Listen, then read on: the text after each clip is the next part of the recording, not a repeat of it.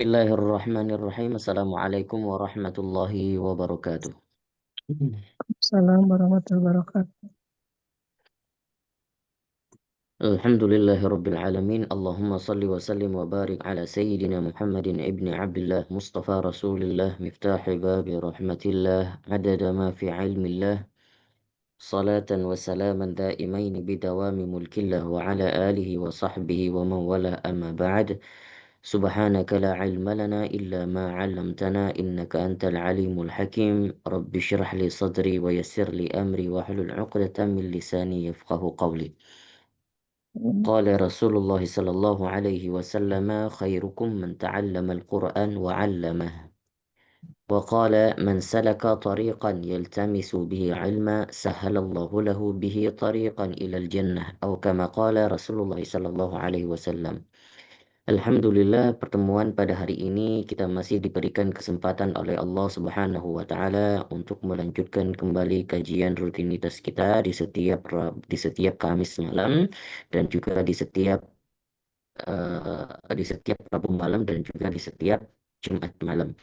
Salawat dan salam kepada baginda Nabi Sallallahu Alaihi Wasallam dan juga kepada para sahabatnya, juga kepada keluarganya, tabi'in dan para ulama mutaqaddimin dan mutaakhirin dan juga ulama-ulama zaman. Semoga kita senantiasa nantinya dikumpulkan oleh Allah Subhanahu wa taala dan senantiasa diistiqomahkan eh, diri kita dan juga hati kita kepada jalan-jalan yang pernah ditempuh oleh orang-orang soleh terdahulu di atas manhaj baginda Nabi Sallallahu Alaihi Wasallam sampai bertemu dengan baginda Nabi Sallallahu Alaihi Wasallam nanti di yaumil akhir nanti.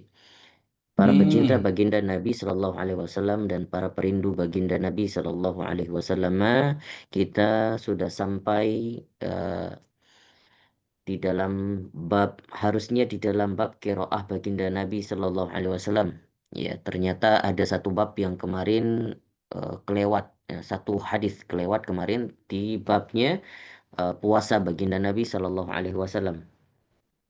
Kita selesaikan dulu di di hadis terakhir daripada bab puasa baginda Nabi sallallahu alaihi wasallam. Qala al-musannif rahimahullahu taala wa nafa'ana bihi wa bi'ulumihi fid dharain amin ya rabbal alamin.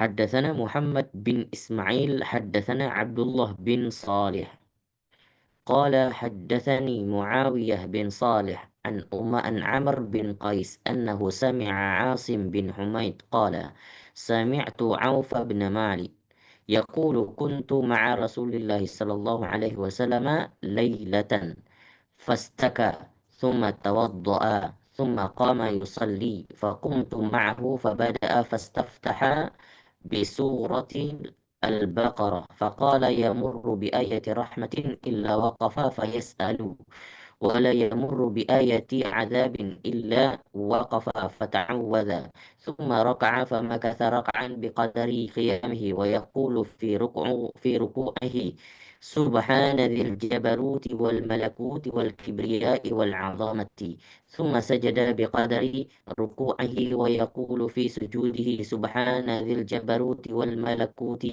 والكبرياء والعظمة ثم قرأ آل عمران ثم سورة يفعل مثل ذلك.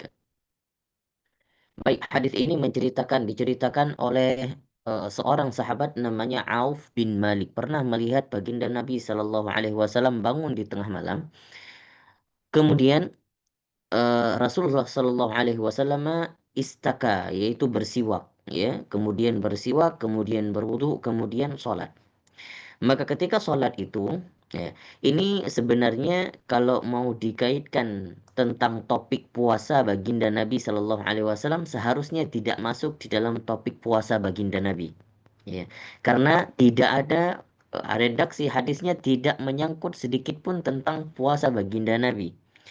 Tapi semua komentar para ulama yang mensyarah daripada kitab Syama'il Muhammadiyah itu tidak ada yang memberi alasan kenapa Abu Isa At-Tirmidzi, Imam Tirmidzi memasukkan hadis ini di dalam bab puasa baginda Nabi. Padahal seharusnya ini bab tentang sholat baginda Nabi atau tentang sholat qiyamul lail baginda Nabi masuk. Tapi Entah kenapa.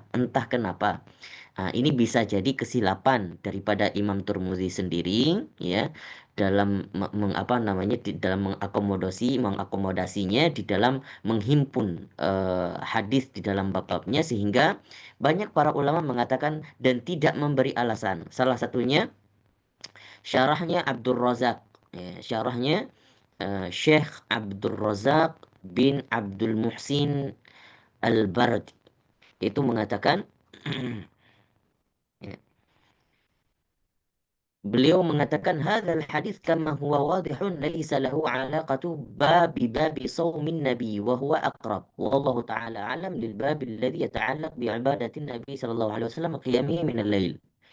Ah, Syekh Abdul Razak, ya, di dalam syarah Syama'il ini, ya, beliau mensyarah Syama'il, beliau mengatakan bahwasannya di dalam hadis-hadis ini seharusnya tidak ada sangkut pautnya dengan puasa baginda Nabi Shallallahu Alaihi Wasallam, tetapi seharusnya dia masuk di dalam bab yang bersangkutan dengan ibadah baginda Nabi dan juga sholat Nabi di tengah malam seharusnya. Tetapi beliau tidak memberikan alasan kenapa sih Imam Turmuzi memasukkan hadis ini di dalam bab puasa baginda Nabi Shallallahu Alaihi Wasallam. Jadi kita tawakuf saja, wallahu taala a'lam. Jadi setiap para ulama aja tidak sanggup memberi alasan, tidak mampu dan tidak mau memberi alasan, kita juga jangan coba-coba untuk memberi alasan. Tawakufnya adalah mungkin siapa tahu Imam Turmuzi lupa, ya, namanya manusia ada lupanya meskipun ulama-ulama besar. Baik, kemudian apa hadisnya? Sami'tu Auf, dan kemudian Auf bin Malik itu menceritakan Nabi itu di tengah malam bersiwak, kemudian berwudu, kemudian sholat, kemudian berdiri. Dan di saat berdiri, beliau membaca surah Al-Fatihah.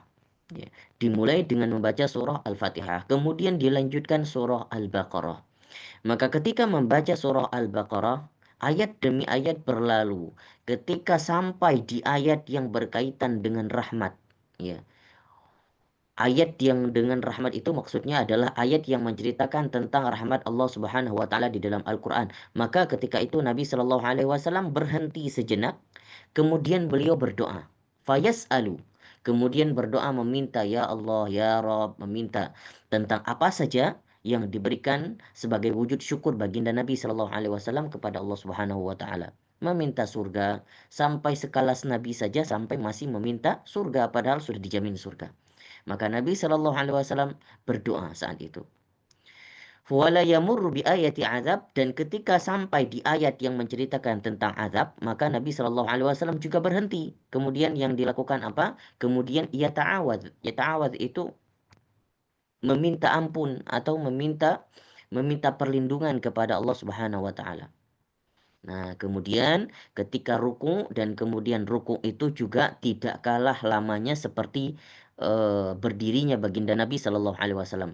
Lamanya itu sama seperti lamanya berdiri baginda Nabi Shallallahu Alaihi Wasallam saat sholat. Karena saat sholat Nabi membaca surah Al-Baqarah, selesai surah Al-Baqarah kemudian ruku, rukunya pun sekadar surah Al-Baqarah dibacakan di dalam ruku. Nah, kemudian di dalam rukuknya apa yang dibaca oleh Rasul sallallahu alaihi wasallam? Subhanadzil jabarut wal malakut wal kibriya wal azamah. Ini yang di bold, ya, yang di bold. Subhanadzil jabarut wal malakut wal kibriya wal azamah.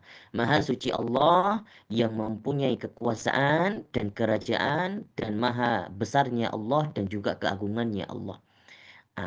Kemudian summa sajada, kemudian Nabi Shallallahu Alaihi Wasallam kembali sujud, ya. Kemudian sujudnya itu juga tidak kalah lamanya seperti rukuknya. Maka sujudnya, rukuknya, berdirinya lama sekali. Wa yaqulu fi sujudihi subhanadzil jabarut wal malakut wal kibriya wal azamah. Doa yang sama ketika ruku dibaca juga di saat sujud.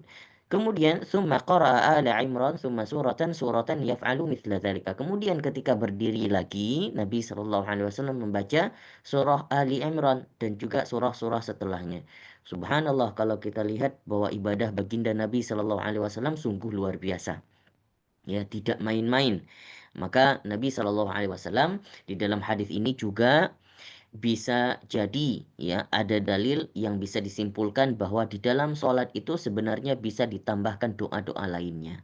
Ya, bisa ditambahkan doa-doa lainnya. Banyak hadis-hadis Nabi yang dijumpai bahwa Nabi juga pernah membaca doa yang tidak mungkin bisa dikatakan yang selain familiar di dalam sholat.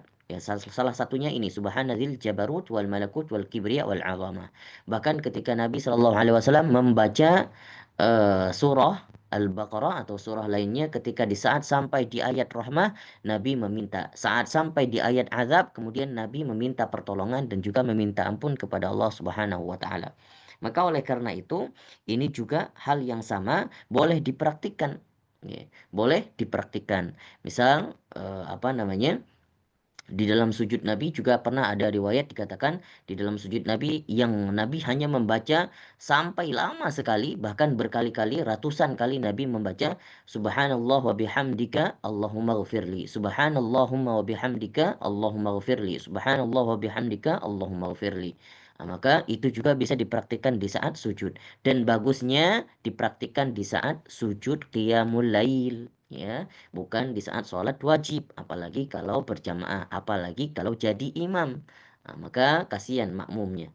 Nah, jadi ini patutnya dipraktikkan ketika sholat sendiri dan sholat tatawuk, sholat-sholat sunnah yang dipanjangkan.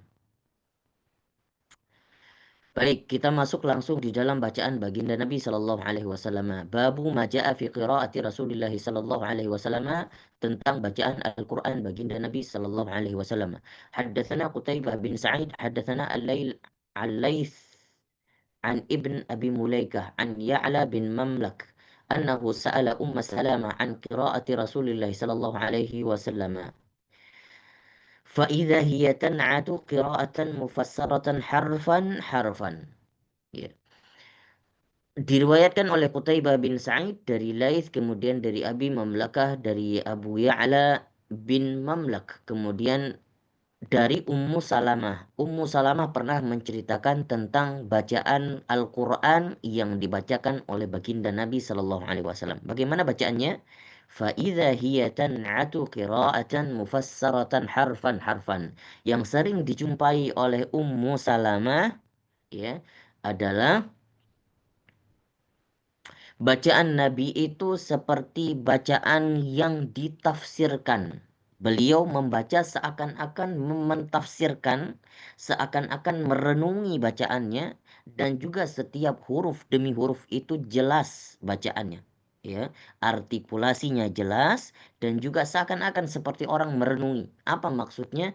Ketika di tempat wakaf yang tepat beliau wakaf, seakan-akan memang benar-benar tahu sekali maknanya dan sangat diresapi oleh baginda Nabi Shallallahu Alaihi Wasallam. Ini maknanya qiraatan mufassaratan harfan harfan. Kemudian hadis yang lain diceritakan haddatsana Muhammad bin Bashar haddatsana Wahab bin Jarir bin Hazm haddatsana Abi an Qatadah qultu li Anas bin Malik. Kemudian diceritakan, ya, ditanyakan kepada Anas bin Malik, kaifa kanat qira'atu Rasulillah sallallahu alaihi wasallam, bagaimana bacaan baginda Nabi Shallallahu Alaihi Wasallam, ditanyakan kepada Sayyidina Anas bin Malik. Kemudian Sayyidina Anas mengatakan, faqala maddan. Ini jawaban yang singkat, ringkas, tapi apa namanya, maknanya sangat eksplisit. Ya, apa arti maddan? Maddan itu adalah bacaan yang sempurna, yang sesuai panjangnya pada takarannya, kemudian pendeknya sesuai pada takarannya, kemudian wakofnya tepat pada tempatnya, dan kemudian apa? Kemudian seluruh sifat dan makharijul hurufnya sesuai. Nah, ini adalah perkataan, apa istilahnya, maddan. Bacaan Nabi itu maddan. Ya, sama seperti bacaan apa redaksi hadis sebelumnya. حدثنا علي بن حجر حدثنا يحيى بن سعيد الأموي عن ابن جريج عن ابن أبي مليكة عن أم سلمة قالت كان النبي صلى الله عليه وسلم يقطع قراءته يقول الحمد لله رب العالمين ثم يقف ثم يقول الرحمن الرحيم ثم يقف وكان يقرأ مالك يوم الدين. Ini hadis dari Ummu Salamah. Ya, kok jadi Ummu Salamah banyak meriwayatkan hadis? Ya, siapakah Ummu Salamah? Ummu Salamah itu adalah ibunya Salamah, bukan ya. Kalau dikatakan Abu Musa, bapaknya Musa, ya, bukan ya. Memang benar Ummu Salamah itu adalah lakopnya Ummu Salamah. Ummu Salamah itu adalah sepupu baginda Nabi Shallallahu Alaihi Wasallam atau salah satu anak daripada Abu Talib. Artinya kakak daripada Ali bin Abi Talib. Maka diriwayatkan bahwa Nabi Shallallahu Alaihi Wasallam membaca Al-Fatihah itu diputus-putuskan, ya diputus-putuskan. Jadi Alhamdulillahi Rabbil Alamin. Tidak disambung. Alhamdulillahi Rabbil Alamin Ar-Rahmanir Rahim Maliki Yaumiddin. Meskipun ada orang yang jadi imam tarawih misalnya disambung-sambungkan ya. Kalau secara hukum tidak masalah, tapi kalau dari segi etika, kalau ingin ikut baginda Nabi Shallallahu Alaihi Wasallam dan anjuran baginda Nabi, kalau membaca Al-Fatihah itu diputus-putuskan. Alhamdulillahi Rabbil Alamin. Ya, apa ada rahasianya di balik itu? Alasan baginda Nabi Shallallahu Alaihi Wasallam sesuai dengan hadis qudsi yang pernah diriwayatkan bahwa Allah Subhanahu Wa Taala mengatakan, setiap hambaku membaca surah Al-Fatihah, Alhamdulillahi Rabbil Alamin. Kemudian aku menjawab, Hamidani Abdi. Allah itu menjawab, lihatlah seluruh pemilik atau seluruh penduduk langit. Maka saat itu Allah Subhanahu wa taala memberikan saksi kepada penduduk langit. Lihatlah hambaku si fulan sedang memujiku. Ya, kemudian Ar-Rahmanir Rahim. Ketika membaca Ar-Rahmanir Rahim di dalam solat, kemudian Allah juga mengatakan asna asnai abdi, ya asnal abdi, bahwasanya lihatlah hambaku sedang mengulangi pujian kepadaku. Maliki yaumiddin. Ketika membaca Maliki yaumiddin, Allah juga menjawab, Majjadani Rabbi, Majjadani Abdi. Lihatlah bahwa hambaku sedang mengagungkanku. Maka sampai akhir daripada surah Al-Fatihah ketika dibacakan di dalam solat, itu setiap ayat demi ayat yang dibaca seperti berdialog dengan Allah. Allah itu menjawab. Maka oleh karena itu Nabi Shallallahu Alaihi Wasallam ketika membaca Al-Fatihah itu memotong-motong bacaannya. Nah, kalau misalnya nanti kita melihat ada beberapa imam-imam dan juga ini direkomendasikan kepada imam-imam ketika membaca Al-Fatihah janganlah disambung-sambungkan ya, diputus-putuskan. Kalau di surah yang lain tidak masalah. Namun harusnya ketika melihat kondisi juga meskipun dibaca terpotong-potong, kalau misalnya sesuai kondisi masjid itu di tempat transitnya para jamaah misalnya ya, tapi jangan juga dibawa terlalu lama yang dinagom-nagomkan, yang terlalu banyak dimain vibrate, reneg dan lain sebagainya. Ya, jangan juga terlalu dilama-lamakan. Kecuali di dalam satu komplek yang memang semua jamaah sepakat bacaannya lama. Ya, jadi juga bacaan seorang jadi imam itu juga harus melihat bagaimana kebijakan ketika dia menjadi imam dan membaca surahnya sesuai dengan kondisi dan situasinya. حدثنا قتيبة حدثنا الليث عن معاوية بن صالح عن عبد الله بن أبي قيس قال سألت عائشة عن قراءة النبي صلى الله عليه وسلم أكان يسر بالقراءة أم يجهر. Adalah seorang sahabat bertanya kepada Sayyidah Aisyah, Abdullah bin Abi Qais bertanya kepada Sayyidah Aisyah radhiyallahu anha tentang bagaimana bacaan baginda Nabi Shallallahu Alaihi Wasallam, akana yusirru bil qiraati am yajhar. Apakah Nabi Shallallahu Alaihi Wasallam membaca bacaan itu secara jihar, ya, secara terdengar atau secara sir? Maka dijawab oleh Sayyidah Aisyah, qalat kullu dzalika qad kana yaf'alu qad kana rubbama asar wa rubbama jahar. Faqultu alhamdulillahilladzi ja'ala fil amri sa'atan. Dijawab oleh Sayyidah Aisyah bahwa semua itu pernah dilakukan baginda Nabi Shallallahu Alaihi Wasallam. Kalau seandainya di waktu malam, ya di waktu malam Rasulullah Shallallahu Alaihi Wasallam itu sering menjaharkan. Ya. Kemudian apabila di waktu siang, ya, Rasulullah itu sering membaca secara sir. Dan kemudian bacaan baginda Nabi Shallallahu Alaihi Wasallam Meskipun sering dijaharkan, ya, itu terkadang juga sesuai dengan kondisi dan situasinya. Kalau seandainya di dalam masjid, ya maka itu juga anjuran bahwa kita seharusnya ketika berada di dalam masjid membaca Al-Quran itu sesuai dengan sekadar terdengar di kuping kita saja sendiri. Kenapa? Karena saat itu situasi dan kondisi lebih mendukung kepada setiap orang memerlukan sedang bermunajat kepada Tuhannya. Jadi masing-masing perlu kekhusyuan.